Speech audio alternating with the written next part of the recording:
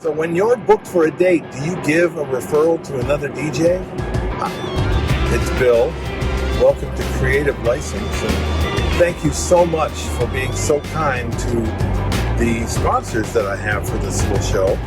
You know them as Electro Voice, DJ Event Planner, Promo Only, DJNTV, and of course my workshop, The Entertainment Experience. And I actually am going to be making some workshop opportunities available in Las Vegas coming up in February. If you want to know more about it, reach out to me on a private message or email me at bill@billherman.com. So I bring this up because I know that I have referred colleagues of mine for events when I'm booked or when it doesn't seem like I might be right for the event, which doesn't happen very often, but I've done it. And people refer things to me.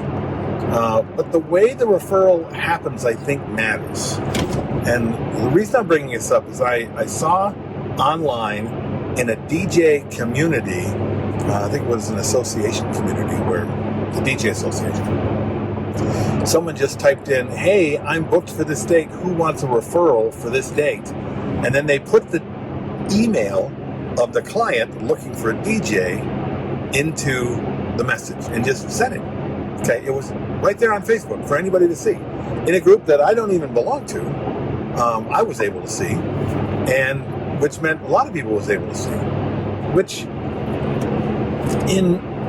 at first, it seems like, what a nice idea, right? You know, we can be sure that the client gets themselves someone who's available, or at least a lot of people will reach out, and he'll have a lot of people to pick from. But when the problem is if you say to a client, "I can get somebody for you, I'll find you a referral," what he is hoping for, especially if he reached out to you first, is that you're going to give him a referral that you believe in, that you vetted, somebody that you know is good, is going to give them the kind of quality service that at least you expect that they're going to be happy with. Maybe not exactly how great you are, but at least, you know, someone is a pro, because your colleagues, the people that you recommend, would at least come in as good as you, you know, or at least as professional as you. Instead, when he said he was going to give him a referral, he just threw it out there to the wind to everybody who say they're a DJ. And it's not very professional.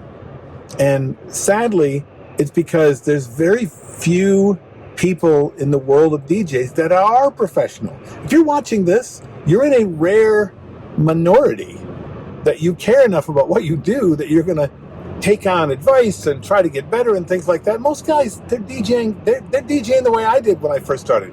It's for chicks and beer. It's for fun. I don't care if you like me or not. You're going to pay me, right? I'm going to show up when I want. I mean, I did all that stuff. Okay, because it wasn't really a job. It wasn't really a career. I wasn't trying to be professional. I was trying to work at a job I liked for me, for you to pay me. That was a long time ago that I thought like that. And sadly, 90% of the DJs, that's how they still think, because most of them are younger. You get to a certain age, you decide to be a professional and be better at what you do, or you get out of it, because there's not a whole lot of money to be made doing it just for grins and giggles, right?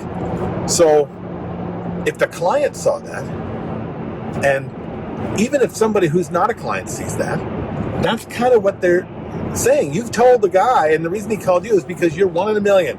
You're really amazing. He wants you because you're better than everybody else. And what you're saying by putting out an email to the general population to say, "Hey, here's a guy who's up for grabs," is that you are no better than any other DJ that's out there. We're all exactly the same. So it was kind of a waste of your time to call me anyway. You could have just called around for the cheapest guy, because we're all exactly the same. That's what that guy said when he did that. Is that what you want to say? What should I do? Or what do I think you should do? I think you should have a list of 3 to 5 to 10 guys who, if they're not working for your company, that you would give your company to. That you would say, that person can represent me, and it'll come back and make me look good. And those are the people you recommend. That's it. Not just, Everybody does the same exact thing. Why did you call me in the first place? Let me just put your email out there and see what you get. What do you think? I might be ruffling a couple of feathers, but I don't think I am. This is Bill, Creative License, and I'll see you next week.